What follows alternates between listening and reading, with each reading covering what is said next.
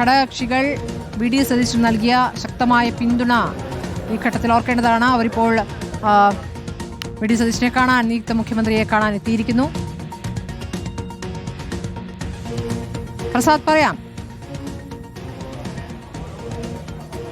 അത് തന്നെയാണ് ശ്രുതി.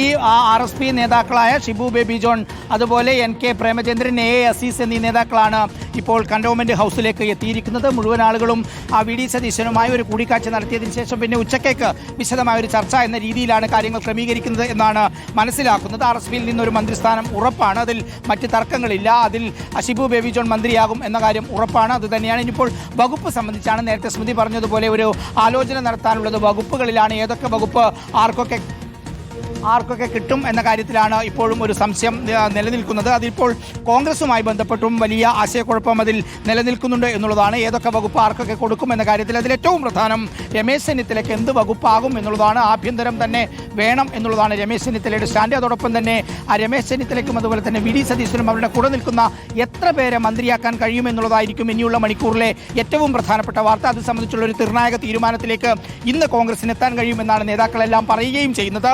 മറ്റ് ഘടകകക്ഷികളുടെ കാര്യത്തിലാണെങ്കിൽ അവരുടെ സംസാരിച്ച് എണ്ണം നിശ്ചയിച്ചു കഴിഞ്ഞാൽ മറ്റ് തർക്കങ്ങളിലേക്ക് കാര്യമായി പോകാനുള്ളൊരു സാധ്യതയില്ല. കാരണം നേരത്തെ നമ്മൾ റിപ്പോർട്ട് ചെയ്യുന്ന പോലെ കഴിഞ്ഞ 10 വർഷം ഭരണത്തിൽ നിന്ന് പുറത്ത് ഉണ്ടായിരുന്ന ഒരു മുന്നണിയാണ്, ഒരു സംവിധാനമാണ്.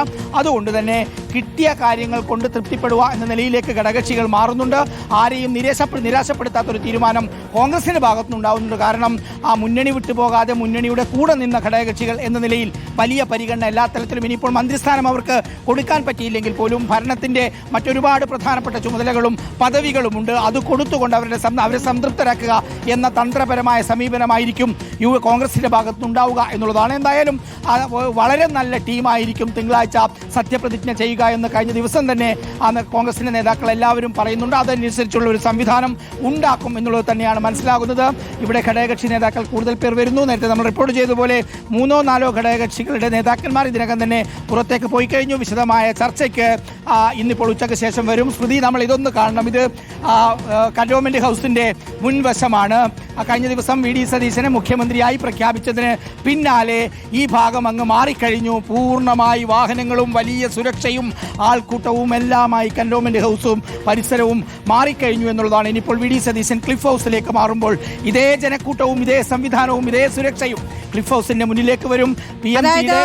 സത്യപ്രതിജ്ഞയ്ക്ക് ശേഷം വി ഡി സതീശൻ ക്ലിഫ് ഹൗസിലേക്ക് മാറും. ഈ സംവിധാനങ്ങളൊക്കെ പൂർണ്ണമായും അങ്ങോട്ടേക്ക് ട്രാൻസ്ഫർ ചെയ്യും, അല്ലേ? അത് തന്നെയാണ് സ്മൃതി. അതായത് ഇതേ അന്തരീക്ഷം അവിടെയും ഉണ്ടാകും എന്നുള്ളതാണ്. സ്മൃതി വന്നിട്ടുള്ളതാണല്ലോ ക്ലിഫ് ഹൗസിൽ. ഏതാണ്ട് ഇതേ അന്തരീക്ഷം തന്നെയാണ് ഉള്ളത്. ഏതാണ്ട് ഇതുപോലെയുള്ള ഒരു പഴയ കെട്ടിടമാണെങ്കിൽ പോലും വളരെ വിശാലമായ സൗകര്യങ്ങൾ അവിടെ ഉണ്ട് എന്നുള്ളത് തന്നെയാണ്.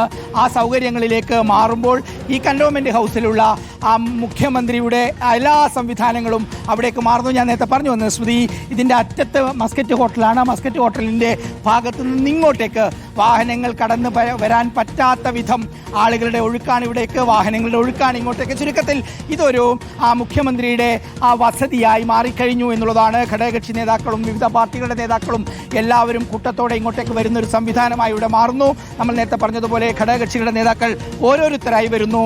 മറ്റന്നാൾ നടക്കുന്ന സത്യപ്രതിജ്ഞയുടെ മുന്നോടിയായുള്ള എല്ലാ കാര്യങ്ങളും ഇന്നുകൊണ്ട് പൂർത്തിയാക്കുക എന്നുള്ളതാണ്. നാളെ ഉച്ചയ്ക്ക് മുമ്പ് തന്നെ ഗവർണർക്ക് പട്ടിക കൊടുക്കുക, മറ്റന്നാൾ രാവിലെ സത്യപ്രതിജ്ഞയ്ക്കുള്ള ഒരുക്കങ്ങൾ തയ്യാറാക്കുക, നാളെ മുതൽ തന്നെ തലസ്ഥാന നഗരിയിലേക്ക് ആളുകൾ ഒഴുകിയെത്തും എന്ന കണക്കുകൂട്ടലിലാണ് UDF കോൺഗ്രസ് നേതൃത്വമുള്ളത്. അതിനുള്ള എല്ലാ സുരക്ഷാ സംവിധാനങ്ങളും പോലീസ് തയ്യാറാക്കുന്നുണ്ട് എന്നാണ് ഉന്നത പോലീസ് ഉദ്യോഗസ്ഥരിൽ നിന്ന് മനസ്സിലാകുന്നത്. വിജയ് വരുന്നതോടുകൂടി കോൺഗ്രസുമായോ UDFുമായോ ഒരു ബന്ധവുമില്ലാത്ത ഏതാണ്ട് 25,000-ലധികം ആളുകൾ ഏറ്റവും ചുരുങ്ങിയത് സെൻട്രൽ സ്റ്റേഡിയത്തിനകത്തേക്ക് കയറാനുള്ള ഒരു ശ്രമം ഉണ്ടാകുമെന്ന കണക്കുകൂട്ടലെല്ലാം പോലീസ് നടത്തുന്നുണ്ട്. നഗരത്തിന്റെ എല്ലാ ഭാഗങ്ങളിലേക്കും വലിയ ഗതാഗത കുരുക്ക് ഉണ്ടാകാനുള്ള സാധ്യതയുണ്ട്. വാഹനങ്ങളെ പ്രവേശിപ്പിക്കാനുള്ള സാധ്യതയില്ല. അതിന്റെ എല്ലാ വിവരങ്ങളും നാളത്തോടുകൂടി പോലീസ് പുറത്തുവിടുകയും ചെയ്യും. എന്തായാലും ഇത്തവണത്തെ സത്യപ്രതിജ്ഞ എന്നുള്ളത് ഓരോ UDFകാരനെ സംബന്ധിച്ചിടത്തോളവും ഓരോ കോൺഗ്രസുകാരനെ സംബന്ധിച്ചിടത്തോളവും ഏറെ പ്രധാനമാണ്. കഴിഞ്ഞ 10 വർഷം ഭരണത്തിലില്ലാത്ത ഒരു പാർട്ടി അധികാരത്തിലേക്ക് വരുമ്പോൾ വി ഡി സതീശൻ മുഖ്യമന്ത്രിയായി സത്യപ്രതിജ്ഞ ചെയ്യുന്നത് വരാനിരിക്കുന്നത്, അഥവാ മാറ്റങ്ങൾ വരുമോ, അത് ചില കാര്യങ്ങളിൽ ചില പ്രവർത്തനങ്ങളിലും തുടരുമോ, ഇതൊക്കെയാണ് ഇപ്പോൾ മുന്നിൽ കാണുന്ന കാര്യം. മാറ്റം എന്ന കാര്യങ്ങൾക്ക് വോട്ട് ചെയ്ത ജനം സൂക്ഷ്മതയോടെ നോക്കി നിൽക്കുകയാണ് എന്താണ് ഇനി ആ മാറ്റം വരാൻ പോകുന്നത് എന്നുള്ളത്. ഏതായാലും വലിയ തോതിൽ പല തലങ്ങളിലായി